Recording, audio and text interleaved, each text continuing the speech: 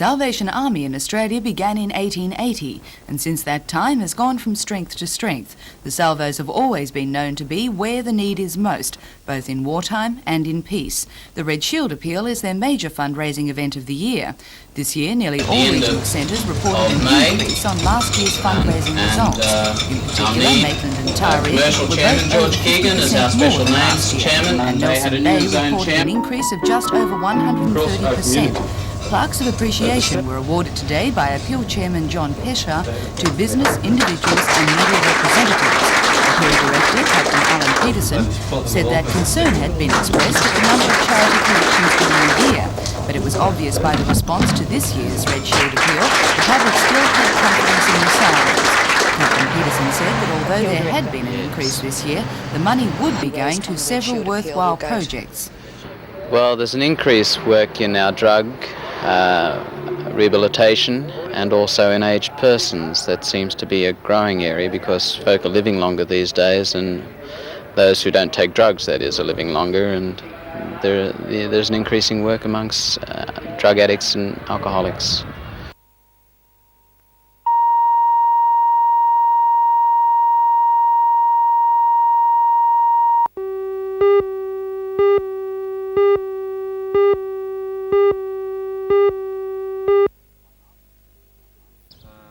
I asked Glenn, a member of the Toshiba Yamaha team, why he thought Newcastle riders were missing from Mr Motocross contention when the sport in the area attracts big interest.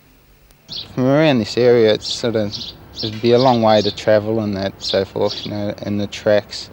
You know, there's got a few tracks around here, but there's a lot more in Sydney, and it's just the time that it takes to get to the top. You know, you got to practice sort of a lot during the week, and sort of if you're working during the week as well, sort of very hard. You yourself are now, in some circles, being regarded as the heir apparent to Mr Motocross, with Jeff Leask going overseas and Stephen Gore perhaps moving out of the area. How do you feel about being mooted as perhaps next year's champion? Yeah, it sounds good, but you know, I've got to sort of get going a bit better. I've had a lot of bad luck this year, but last year I sort of proved myself a bit. So I just hope for next year, seeing Jeff's going over the seas, he's just one step ahead of everyone. So it should be interesting. But on Sunday at Oran Park, Len Bell will be involved in grand final motocross, with the action bound to be as fast and furious as this, last year's big one. He'll simply be out to improve on his current 9th position in the series and show that next year he'll be the one to beat. Defending champion Jeff Leask has already retained the title with the last round to go. He intends competing as a professional in America next year. Currently lying second is Stephen Gall. He's not expected to contest Mr Motocross in 1986. So the battle will be on for the minor placings this weekend, and next year maybe the one to catch will be a Newcastle boy.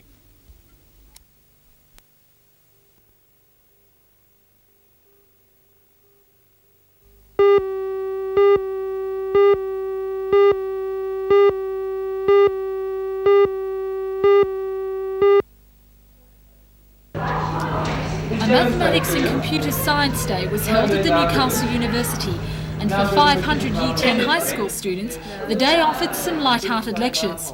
13 schools from throughout the Hunter region attended a series of workshops, which attempted to give the students a greater understanding of mathematics as a subject, as well as possible careers in the field. Although algorithms and topology were the order of the day, the university's computers were also put to good use. According to the organiser of the workshops, Dr. Brian Beresford-Smith, computers are on the increase in educational studies, but although they're beneficial, the old textbook is still being put to good use. Unfortunately, it's becoming more and more a case that mathematicians have to be involved with computers. Can you see computers taking over and the textbooks out the door? I can't see that for a long time. Unfortunately, computers aren't, well, it depends on your point of view, but at the present time it's certainly not possible for computers to actually throw textbooks out the door, to replace textbooks, or for that matter replace teachers. There will always be a role for teachers, for doctors and whatever, although it will become more and more the case that computers can aid in those various fields.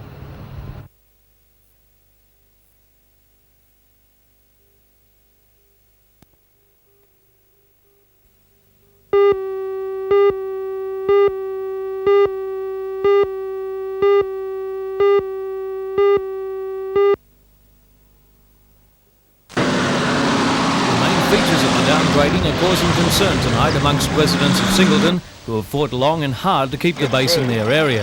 The hospital is to be scaled down to what's termed a regimental aid post. This means the loss of a doctor, the dispensary and a number of nurses. The present staff of 26 would be cut to 8. Just last week, the base hospital was used to treat more than 100 people struck with the latest flu epidemic. Further moves include the immediate closure of the military police. The firefighting unit now has 21 men and 5 tenders, including 2 foam trucks. Under the plans, this unit will be reduced to just 6 men and 1 tender. In the past, the unit has proved invaluable in fighting bushfires and aiding in civil disasters. The 211 supply company will go down to platoon strength, which is a cut of about 25%. The district support unit will have its officers and sergeants' mess amalgamated with the School of Infantry mess. Early reports indicate that as many as 50 soldiers will go. The township, however, is equally concerned about the jobs of civilian support staff employed at the base. The plans are part of an Army recommendation to the Minister for Defence, Kim Beazley. He's ordered that manpower be cut by 700 Australia-wide in the Army. The member for Hunter, Eric Fitzgibbon, says the cutbacks are not connected with the relocation of the artillery range to the central west of New South Wales, and he's appealed to the public to arm him with information to argue against the recommendations.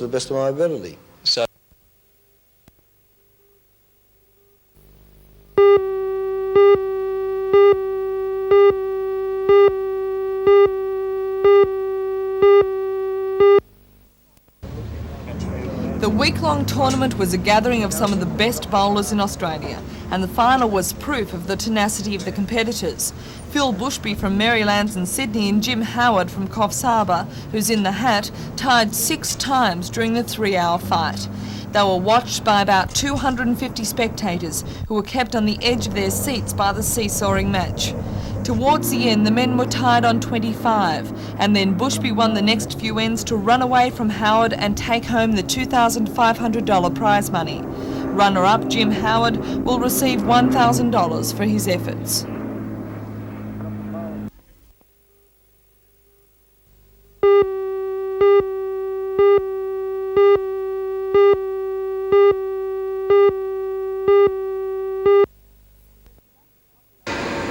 The restoration of the old 3801 locomotive is being coordinated by a restoration group known as 3801 Limited.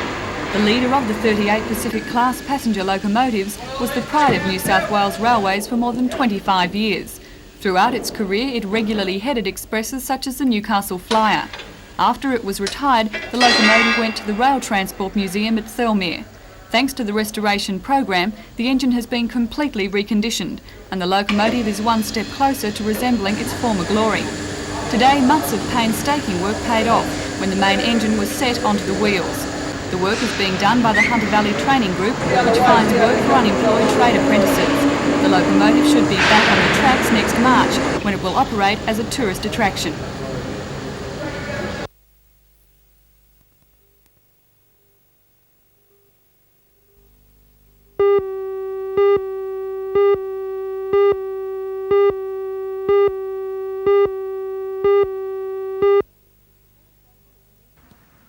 Ferris Oval is used by several sporting groups and for general recreation by the public.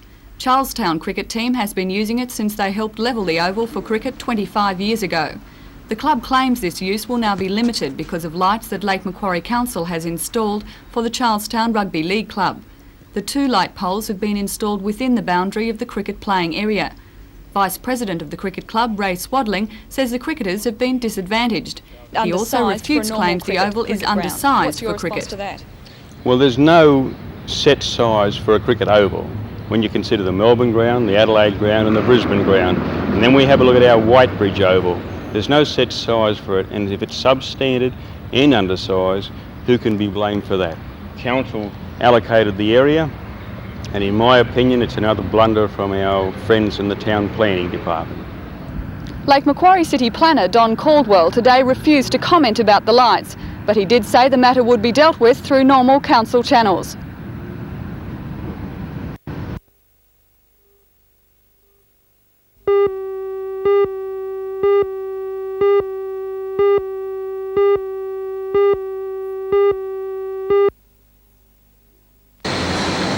The fuel used at the Hunter Valley company up until now has been coal, but as the boilers are wearing out and the cost of replacing them is $600,000, the company decided to convert to natural gas. With the coal handling equipment, so this was certainly an advantage, also with a reduction in the employees, boiler attendants of the company. There'll also be a reduction in pollution. Well, with natural gas, it's really a clean air. It's instantaneous in its operation, so certainly that'd be a big factor in the installation. The gas supply to the Oak factory will be enormous, equalling that supply to all households from Cessnock to Maitland. John Stretton from Newgas says these industrial contracts help to keep the price down for the smaller consumer. Well, I guess the most important thing is what we can do to pass on the benefits of additional sales to customers.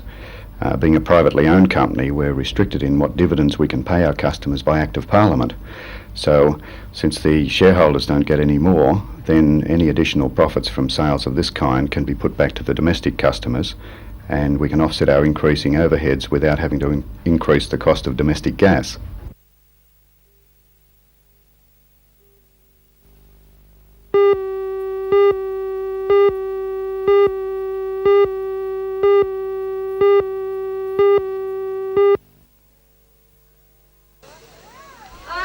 For those who gathered for the official opening, the festivities in Civic Park marked the beginning of a 2-week program of entertainment.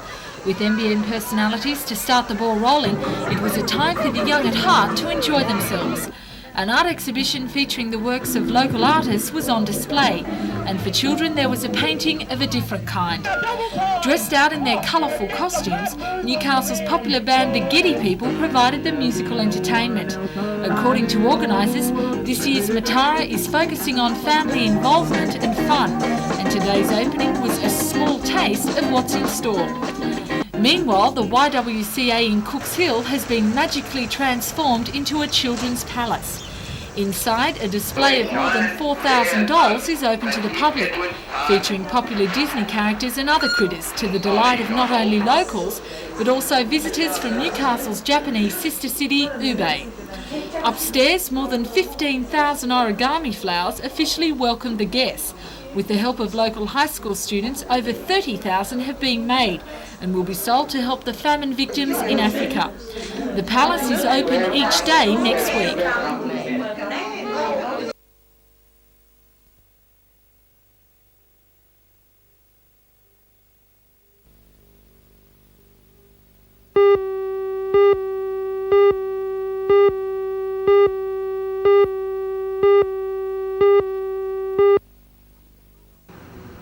One of the highlights of the circus is the Trapeze Act, and yesterday 23-year-old Douglas Ferroni set his sights on a first for the Southern Hemisphere, a quadruple somersault. His teacher is Mexican Tito Gaona, the first man to successfully complete this routine. The attempt came close, but not close enough. Spectators, however, were not disappointed. For the next manoeuvre, a layout reverse somersault done blindfolded went off without a hitch. The circus is in Newcastle up until next weekend. Those are the flowers, that's the flying tribute. Perfect! Hey! Blindfold to blindfold. He made it!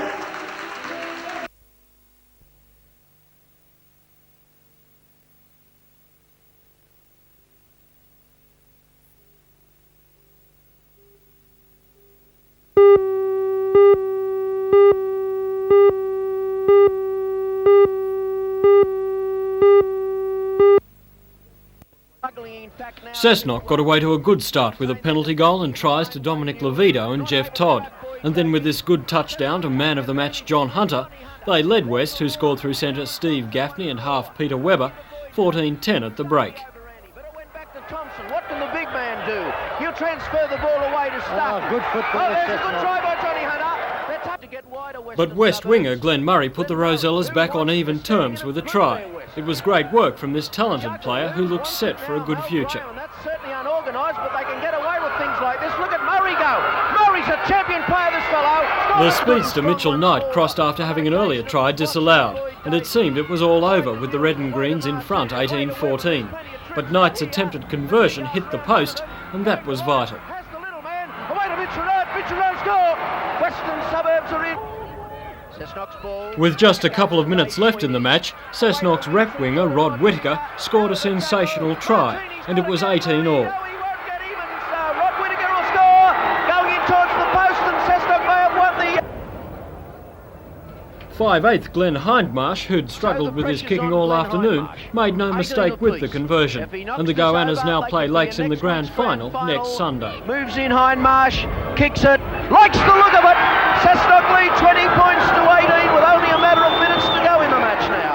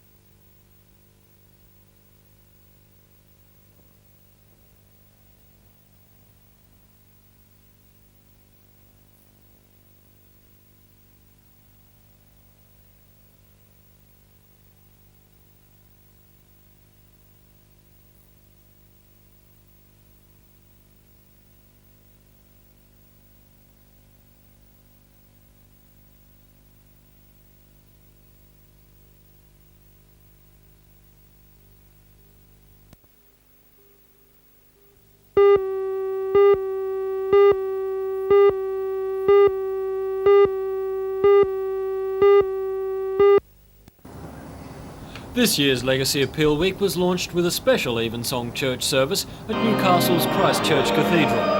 Throughout the week, Legacy will work to raise money for its operations in helping the wives and children of servicemen killed in action or who have subsequently died. Over the last few years, Legacy's income has remained fairly steady, but with the effects of inflation and an increased responsibility, the organisation is hoping for a good response to this year's appeal to build its funds. The appeal will culminate on Friday with a button day.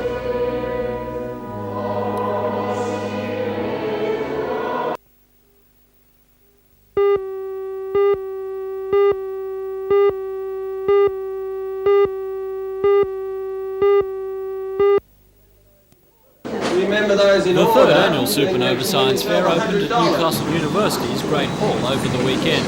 It features a variety of exhibits that fall into a wide category of science and technology. There are 65 exhibits in all, and they range from private exhibitors such as Telecom and the Newcastle Inventors Association to the entries in this year's school science contest to more than 15 exhibits from Supernova and Sydney's Powerhouse Museum. Many of the exhibits are in line with the concept behind Supernova, whereby people of all ages can learn basic scientific principles from several hands-on modules. One of Supernova's exhibits for little children not old enough to attend primary school introduces them to basic science and is geared towards the senses of sight, touch and smell. Dr. Tim Roberts, the director of Supernova, hopes the science fair will generate interest in the Supernova Centre. The main reason is to show the public what Supernova is about and to give everybody an indication of what we're offering so that when we do open permanently in Newcastle, they'll be well primed to come and visit. Has there been much public interest in this sort of science fair? Yes, we're very pleased with the interest. Most people are coming and staying 3 or 4 hours, and in fact those who came yesterday to our first day have come, a lot of them have come back again today.